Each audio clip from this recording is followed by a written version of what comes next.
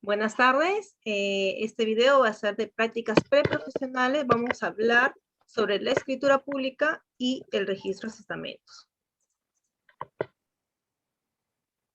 Los integrantes de este grupo es Carol Castro Guevara, Charles Neisser Ramos Medina, Dixon Javier Quintana Peso, Luzlidi Pérez Coronel, Marco Israel Romero Becerra y quienes habla Shirley Juliana Bonilla Pinche.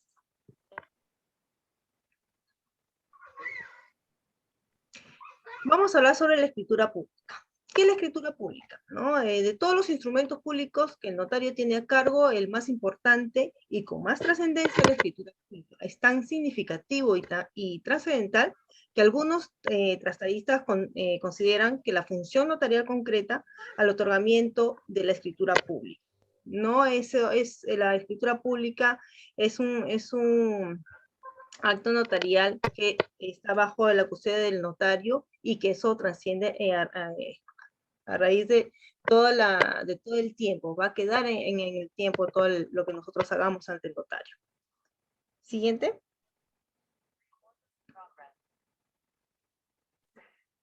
¿Qué nos dice, por ejemplo, Gonzalo de las Casas? Dice que la escritura es un escrito auténtico en que se consigna y perpetúa un título o un acto público, por el cual una o varias personas jurídicamente capaces establecen, modifican o extienden relaciones de derecho. ¿Qué dice Novacio Ande? La escritura es un documento autorizado por el notario con las solemnidades de derecho al requerimiento de una o más personas o partes otorgantes con capacidad legal para el acto o contrato a que se refiere por virtud del cual se hace constar la creación, la modificación o extensión de relaciones jurídicas, con sujeción a las leyes y a la moral. Es el tratadista español Aguado. Dice, en su tratado de legislación notarial dice que la escritura se refiere a la creación, modificación y extinción de una relación jurídica o más en general y exactamente contiene un negocio jurídico. Como nos podemos dar cuenta en las definiciones con respecto a la escritura pública, nos dicen que es un instrumento notarial o por su naturaleza es el más importante que contiene documentos extendidos en el registro notarial y se refiere a los actos y contratos de las partes de la declaración de voluntad o sobre la realización de un negocio jurídico redactado de acuerdo a la ley, ¿no? Que perdura en el tiempo. Siguiente, por favor. Dice, la teoría general de la escritura pública, dice, según la doctrina, se estudia teóricamente sobre la escritura pública. Se ha fraccionado en dos corrientes, la doctrina española y la doctrina pública. ¿Qué nos dice la española? Nos dice que la comparecencia y la capacidad. ¿Qué es eso? Es una parte, se relata el acto de identificación de las personas que autorizan la escritura, el debido examen y su capacidad para intervenir la indicación del lugar, fecha donde se acontece o se celebra la escritura y el nombre del notario que la autoriza. La exposición, que es lo que dice, aquí se indica los antecedentes del contrato, la descripción del objetivo, causas, los títulos y la situación jurídica.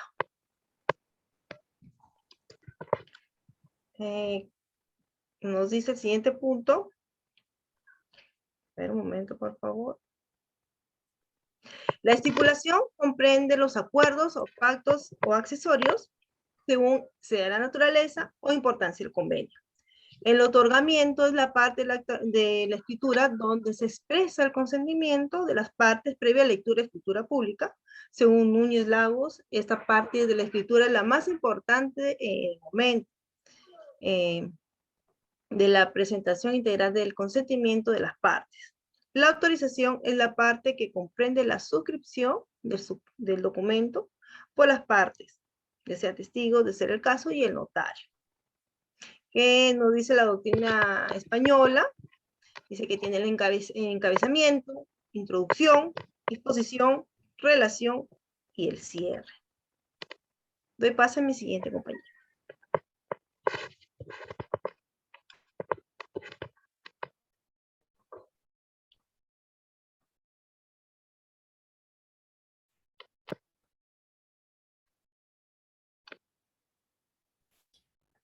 Buenas tardes, continuando con la exposición sobre la importancia de la escritura pública. La escritura pública es importante por los siguientes pasos, ¿no? Es la causa y origen de los demás actos de la función notarial. También constituye prueba preconstituida y privilegiada. Da forma a los actos jurídicos, dota de efectos jurídicos, lo que crea los derechos, produce fe sobre las fechas, hechos, identidad y capacidad de los otorgantes y comparecientes. También da fe sobre ausencia de vicio y consentimiento y sobre la declaración de las partes. También tiene valor jurídico, produciendo fe respecto de la realización del acto verificado. El valor legal o jurídico de la escritura está en relación con el fondo y forma del acto jurídico.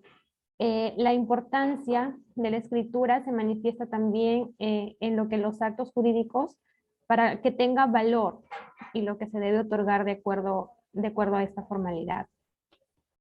Lo que son las partes de la escritura pública, tenemos las tres partes tiene la escritura pública, lo que es la introducción, el cuerpo de la escritura y la conclusión. En la introducción ingresa lo que es comparecencia e identificación de los otorgantes por el notario. En el cuerpo es la explicación de los antecedentes y estipulación de condiciones contractuales. En la conclusión es el otorgamiento o la aceptación por los otorgantes y la autorización del instrumento por el notario. Una primera actividad del notario al conformar la escritura pública consiste en determinar la identificación de los otorgantes. Pues esto se debe de saber que desde el primer momento la capacidad de los otorgantes permite acoger o rechazar el instrumento. Algunos autores denominan comparecencia a esta parte inicial de la escritura. Teniendo en cuenta pues la primera consideración, digamos que la ley del notariado puntualiza una serie de datos que debe expresar la introducción a los efectos de encabezar la escritura. También tenemos lo que es el lugar y fecha del otorgamiento.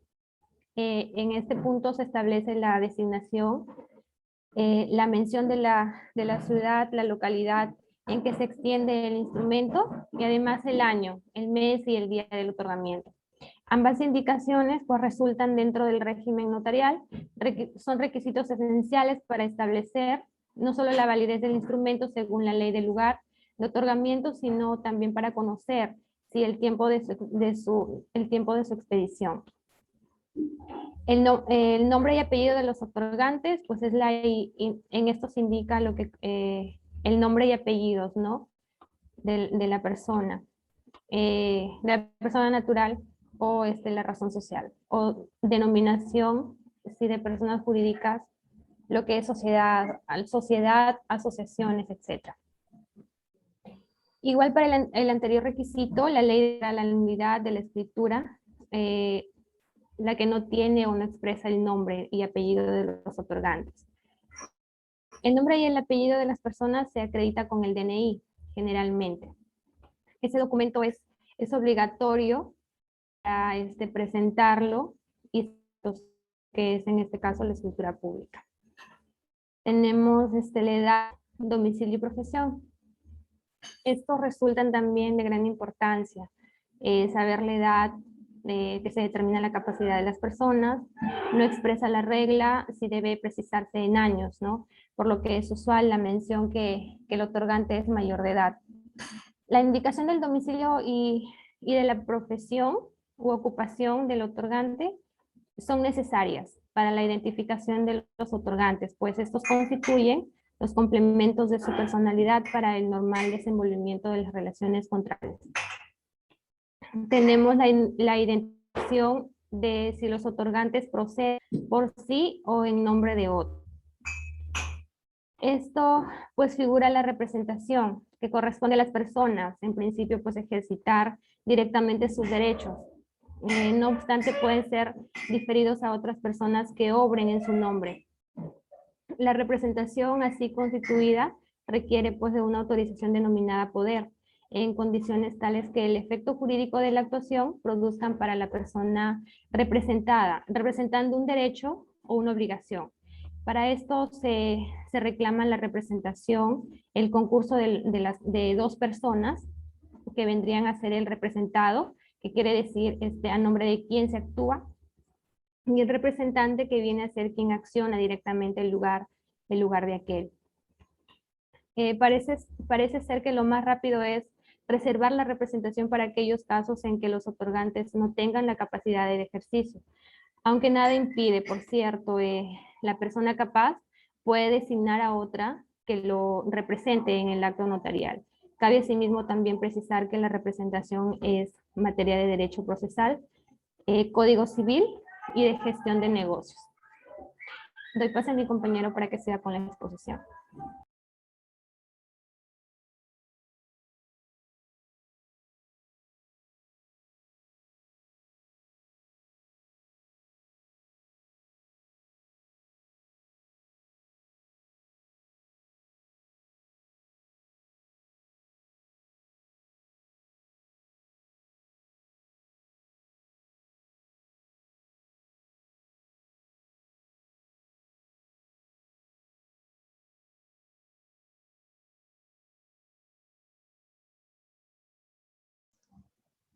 Activa tu audio, doctora.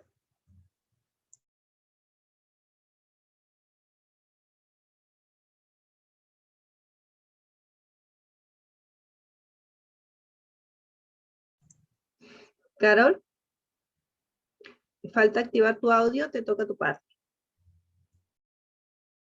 Ante todo, muy buenas tardes. Bueno, en este caso me ha tocado sustentar lo que es el estado civil y la nacionalidad de los otorgantes. En esto tenemos lo que mencionamos, la fe de conocimientos, que son dos partes. Si los otorgantes extienden o no lo que es el idioma castellano, y la fe de haberse presentado la minuta y de la conserva de archivada.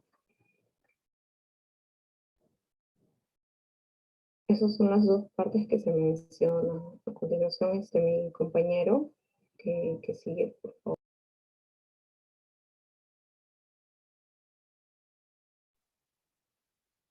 Buenas tardes con todo, continuando con la exposición. En este caso, bueno, el notario podrá indicar el nombre de los otorgantes y la naturaleza del acto jurídico.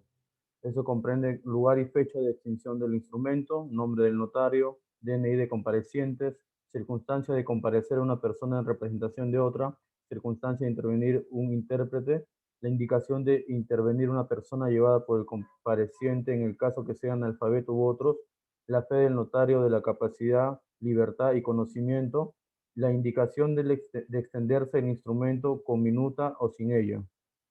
Siguiente, por favor. Indicación del nombre de los otorgantes y la naturaleza. Hay 4 puntos que resaltar en este caso. Cuando el notario donde se ubica el oficio notarial tenga acceso a Internet, exigirá DNI de los otorgantes o intervinientes utilizando la huella biométrica a través de la RENIE. Segundo punto, exigirá el DNI y la consulta de imágenes y datos de la RENIE, documentos y otros. Tratándose de extranjeros, residentes o no en el país, el notario exigirá el documento oficial de identidad y accederá a base de registro de carnet de extranjería, pasaporte y control migratorio de extranjeros. Excepcionalmente y por razón justificada, el notario dará fe de conocimiento sin seguir los procedimientos señalados en los literales A, B y C. Siguiente, por favor.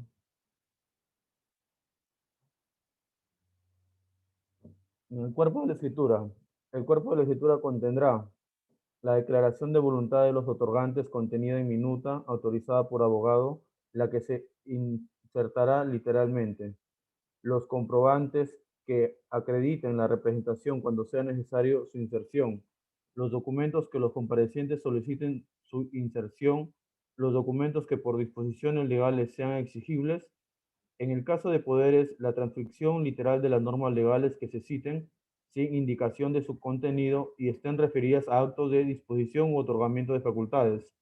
Otros documentos que el notario considere convenientes. No será exigible la minuta en los siguientes actos: otorgamiento, aceptación, sustitución, revocación y renuncia de mandato, renuncia de nacionalidad, nombramiento de tutor y curador en los casos que pueda ser por escritura pública, reconocimiento de hijos, autorización para el matrimonio de menores de edad otorgada por quienes ejercen la patria potestad, aceptación expresa o renuncia de herencia, declaración jurada de bienes y rentas, constitución de pequeñas y microempresas. Siguiente, por favor. Cuando los nombres y cualidades de los testigos sean relacionados previamente en la introducción. De latín testificor, testis, persona que da testimonio, afirma o asevera algo como habiéndolo visto o oído. En el campo notarial, un concepto general de testigo se refiere a la persona que debe concurrir a la celebración de ciertos actos jurídicos, en los casos señalados por la ley o requeridos por los particulares para solemnidad de dichos actos y poder dar fe y servir de prueba. Continúe el siguiente compañero, por favor.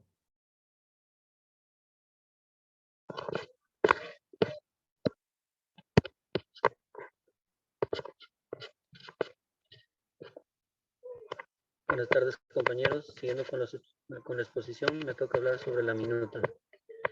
En breve es un breve concepto de lo que es la minuta. La minuta es un documento, el cual tiene el acto de constitución de una empresa, la que se debe presentar ante un notario público para que este documento pueda ser elevado a escritura pública.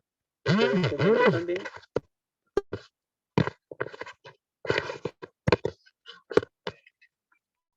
tiene que ser firmado por el mismo abogado que lo redactó.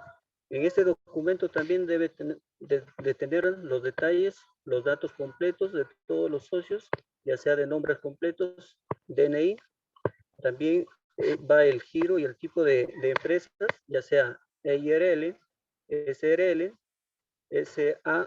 SAC o SA. Cuando se dará inicio a las actividades, el tiempo de duración, domicilio comercial, los estatutos, los aportes de cada miembro del capital social o patrimonio social de la empresa. Tenemos la preparación y autorización de las minutas. Según la ley 11657, que fue derogada, y el decreto legislativo número 17244, nos dice que toda minuta es expresión formal del acto jurídico, casi siempre bilateral, por lo necesario de antecedentes, trato con los interesados y frecuentemente conciliación de intereses opuestos en el conflicto. El artículo 315 de la Ley Orgánica del Poder Judicial dispone que las minutas que son entregadas para que éstas puedan ser elevadas a escrituras públicas llevan la firma de un abogado. Que el notario tiene que examinar la capacidad de las partes, la identidad de ellas, la idoneidad de los testigos y ejercer la función tributaria. Tenemos las partes de la minuta. Tenemos datos de la minuta. Este es un documento que se debe registrar, la fecha, el lugar, la hora, lo que asistieron y los que no pudieron asistir. Va el nombre de la persona que dirigió la reunión, el nombre de la persona que fungió como secretario de la minuta. Tenemos como segundo punto la agenda. Esto se refiere a la descripción de los puntos acordados para la discusión de lo que se escribirá en la reunión del trabajo. En tercer punto tenemos temas discutidos. En esta parte se documentan las acciones discutidas durante la mesa de trabajo. No es obligatorio la lista extensa o detalles de la discusión. De llegar a un acuerdo se recomienda escribir como el logo. Se recomienda también descubrir el acuerdo o logro compromiso. Si es necesario, puede iniciar la fecha.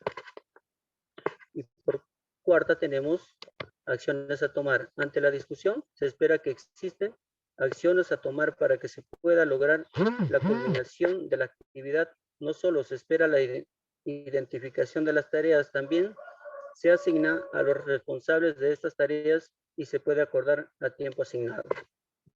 Eso es todo por mi parte. Doy parte al siguiente compañero.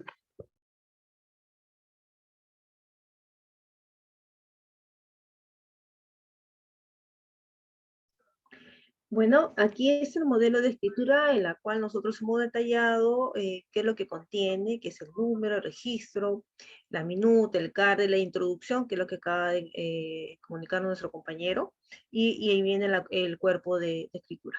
Siguiente diapositiva, por favor. Bueno, ¿qué es el registro de testamento, no? Es la sucesión se entiende que es la transmisión patrimonial producida a la muerte de la persona. Se formaliza en virtud de la voluntad expresa del causante o por mandato de la ley. Cuando la voluntad se manifiesta a través de un testamento, provoca la forma de sucesión llamada testamentaria.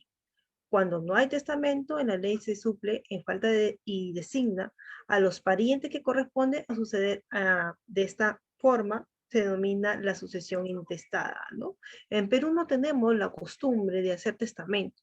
Es por eso que hay la mayoría de personas que hacen sucesiones intestadas ahora con el tema de la pandemia, se ha incrementado más, ¿no? Siguiente, por favor.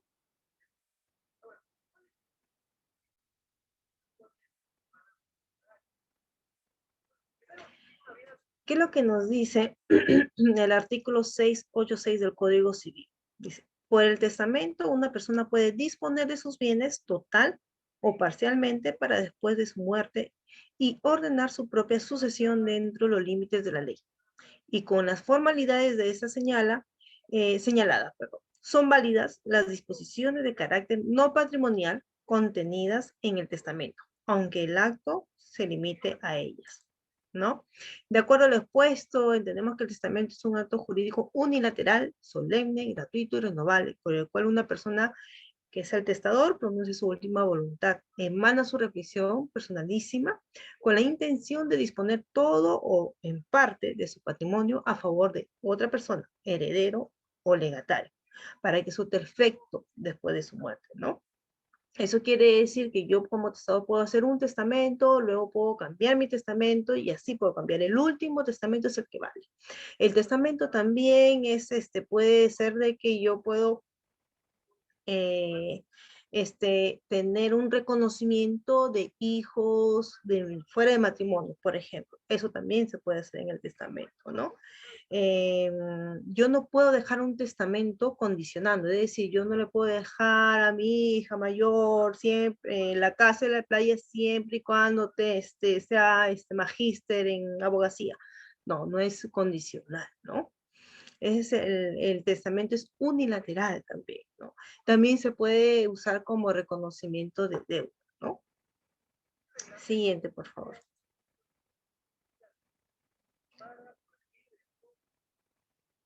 Esas son las características. Dejo a mi compañero expresar, seguir con la charla.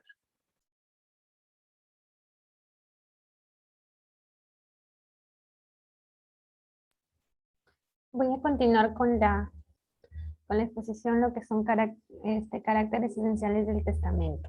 El testamento tiene dos caracteres, que es se dice que el testamento es un acto jurídico unilateral, personalísimo, solemne, irrevocable.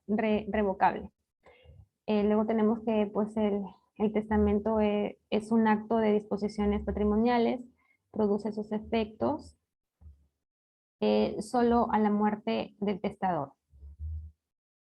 El testamento según el acto jurídico. El testamento es un acto jurídico y esto también es un acto voluntario lícito que tiene como fin directo producir efectos en el campo jurídico.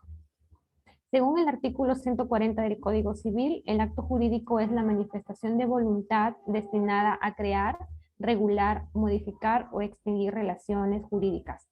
Para su validez se requiere un agente capaz, objeto física y jurídicamente posible, fin lícito, observancia de la forma prescrita bajo sanción de nulidad. Doy paso a mi compañero, por favor, que sigue.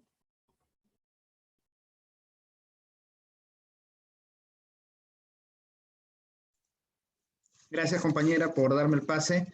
Continuando con la exposición, me toca hablar sobre las clases de testamento en nuestro país. Y para ver eso tenemos que revisar nuestro Código Civil, exactamente en el artículo 691, la cual agrupa en dos los testamentos, en testamentos ordinarios y testamentos especiales. Dentro de los ordinarios tenemos el otorgado en escritura pública, que no es más que aquel que se realiza mediante la formalidad de cualquier escritura pública, adicionándole a esos dos testigos y firmado por el testador o por otra persona por otra persona de su ruego. También tenemos dentro del testamentos ordinarios al testamento cerrado, que es aquella voluntad del testador que se encuentra contenido, como su nombre lo dice, en un sobre cerrado, sobre que es entregado al notario ante dos testigos para que el notario autentique el testamento mediante un acta que después el notario la debe ingresar en su registro. También tenemos el testamento hológrafo dentro de los testamentos ordinarios, que es aquel en privado, escrito y firmado por el testador, sin requerirse intervención notarial o de testigos, pero para que produzca sus efectos debe ser protocolizado previa comprobación judicial. ¿Y cuál es el plazo? El plazo es de 1 año contado desde la muerte del testador. Tenemos también los testamentos especiales, como mencioné, es la segunda clasificación, y ahí encontramos los testamentos militar y marítimo y los testamentos de peruanos otorgados en el extranjero. Comenzando hablando sobre los testamentos de peruanos otorgados en el extranjero, es aquellos, se refiere a los peruanos que radican en el extranjero, pueden también otorgar testamento por escritura pública o cerrado, de acuerdo a lo que las normas dictaminen, y se realiza frente al agente consular del Perú, quien cumplirá las funciones de notario en dicho país, ¿no? También tenemos lo que es el testamento militar, que no es más que un testamento dirigido a los miembros de las Fuerzas Armadas y las Fuerzas Policiales, quienes en tiempo de guerra y se encuentren dentro o fuera del país acuartelados o participando en operaciones bélicas. Inclusive también incluye acá a los prisioneros que se encuentran en el poder del enemigo, tienen este mismo derecho. Esto en mérito al cumplimiento de los convenios internacionales el cual Perú es adscrito.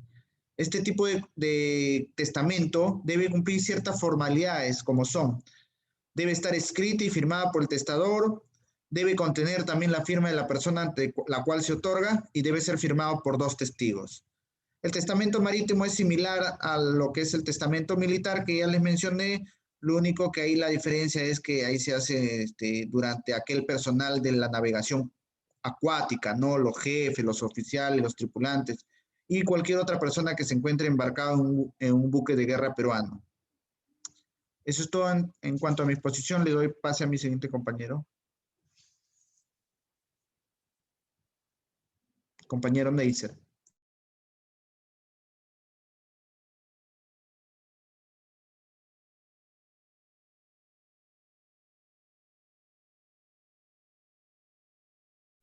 ¿Me escuchan, compañeros? Sí, adelante. Sí Hola. se escucha, compañero. Okay.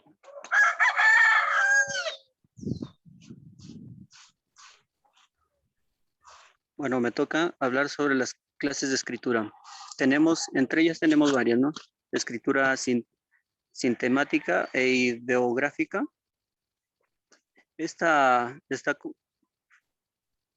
comprendida por ideograma, ya los dibujos, o contenida por la información mediante distintos símbolos ilustrados, como son los pictogramas. La escritura hierática y dogmática. Este se utilizaba en el Antiguo Egipto, donde se emplean los modelos gráficos, uno para la élite y otro para el pueblo respectivamente. De escritura silabática y alfabética. Estas son escrituras que se presentan en las sílabas básicas de un idioma o aquello representante cada sonido individual de cada letra.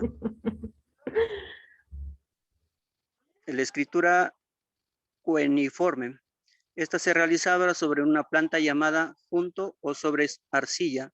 Este es uso durante el periodo mesopotámico y considerada a realizar representaciones en forma de triángulos. La escritura lineal. Esta es una escritura muy antigua, la cual duró en los siglos XV y el siglo XVII a.C. La escritura lineal B. Esta es una forma de escritura griega que fue basada en la lineal 1, la cual se realizaba sobre una tabilla de barro húmeda. La escritura sumeria, esta se usaba para poder llevar la cantidad de las mercancías comercializadas. La escritura hierática, este tuvo su desarrollo paralelo con los geográficos. La escritura geográfica es una de las tipografía antigua que fue más conocida en nuestros tiempos. Eso es todo por mi parte. Doy paso al siguiente compañero.